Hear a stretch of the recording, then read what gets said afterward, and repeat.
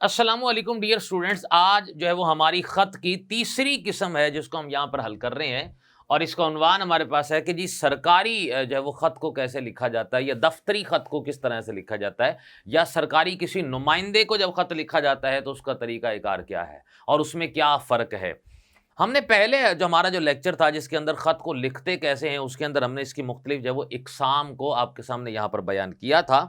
और इसमें से हमारे पास जो है पहला जो ख़त फॉर एग्ज़ाम्पल हम मिसाल अगर लेते हैं कि जी सरकारी ख़त के अंदर पता हमारे पास उसी तरीके से यानी कि मुक़ाम जो है वो उसका इम्तिहान के अंदर बैठे होते हैं, सो इम्तिहानी मरकज़ ही है। तारीख़ भी हमारे पास उसी तरीके से है, लेकिन अलक़ाब का जब हम इस्तेमाल करेंगे तो यहाँ सरकारी किसी भी अफ़सर को ख़त लिखते हुए हम बख़िदमत जनाब का लफ़्ज़ इस्तेमाल करेंगे। मिसाल के तौर पर अगर ख़त हम चेयरमैन वापडा को लिखते हैं जिसमें लोड शेडिंग का जो है वो बहुत ज़्यादा मसला हो रहा है हमारे लिए और ये मसाइल आहिस्ता-आहिस्ता वक़्त के साथ बढ़ रहे हैं जिसकी वजह से बच्चों को जो है वो तालीम हासिल करने के अंदर शदीद दुश्वारी का सामना है और इसके अलावा बाकी जो दफ्तरी मामलात हैं वो भी सारे जो है वो तहस-नहस होकर रह गए हैं। मुल्क की मईशत के ऊपर जो है वो बहुत ज़्यादा इसके असर जो है ये पड़ रहा है। तो हम चेयरमैन वापडा को उसके असरात के बारे में अगर हम लिखते हैं तो फिर हम उसको इब्तिदा उसकी करेंगे जी अलक़ाबात का इस्तेमाल करते हुए जैसे कि बख़िदमत जनाब चेयरमैन वापडा और फिर आगे निदाइया जो है अलामत उसको डालकर आदाब में आ जाएगा हमारे पास बिल्कुल उसी तरह से, चूँकि अस्सलामु अलैकुम जहाँ से बात का आगाज़ होता है,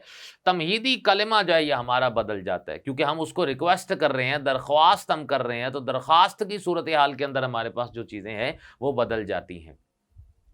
तो दरख्वास्त के अंदर तमहीदी कलमा में हम इस्तेमाल करते हैं जी निहायत अदब से गुज़ारिश है कि, तो चूँकि हम ये कह सकते हैं जी मुअद्दबाना गुज़ारिश है कि हमारे इलाके के अंदर जो है लोड शेडिंग का बहुत ज़्यादा मसला है। आबादी के ज़्यादा बढ़ने की वजह से जो ट्रांसफ़ार्मर है वो आए दिन जो है वो जल जाता है और सर्किट जो है ये ब्रेक हो जाता है, घर की जो बिजली है ये गायब हो जाती है। हम इस मौज़ू के ऊपर उसको जो है वो बात कर सकते हैं उसमें से, या हम उसको इस तरह से लिख सकते हैं कि चूँकि ये एक सोसाइटी या टाउन नया बना है तो शुरू के अंदर तो एक ट्रांसफ़ार्मर था जिस पर जो उसका लोड जो था वो काबिल बर्दाश्त था। अब चूँकि घर जो है ये बहुत ज़्यादा बन चुके हैं, लिहाज़ा आबादी के बढ़ने की वजह से टाउन के अंदर एक ट्रांसफ़ार्मर है जिस वजह से वो तमाम जो घर हैं उनको सप्लाई प्रॉपर तरीके से या मुनासिब तरीके से नहीं कर पाता, तो आए दिन जो है वो ट्रांसफ़ार्मर जल जाता है। लिहाज़ा आपसे गुज़ारिश है कि ट्रांसफ़ार्मर जो है या तो नया रखवा दें या फिर ट्रांसफ़ार्मर जो है उसकी कैपेसिटी बढ़ा दी जाए या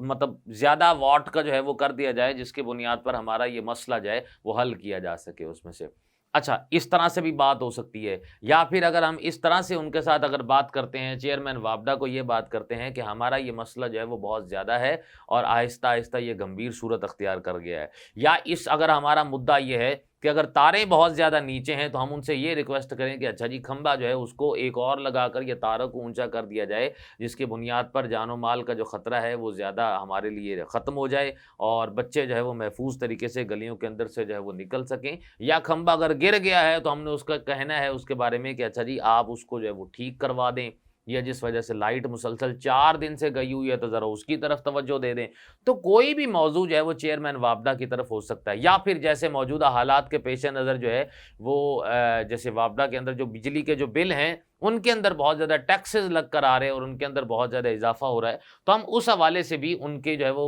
गोशगुज़ार बात को कर सकते हैं। तमहीदी कलिमात का इस्तेमाल करने के बाद अपने असल मुद्दा के अंदर हम उसको बात को बयान करेंगे, जिसमें हम नॉर्मल कहते हैं जी 2 पैराग्राफ या 3 पैराग्राफ के अंदर इस बात को लिया जा सकता है।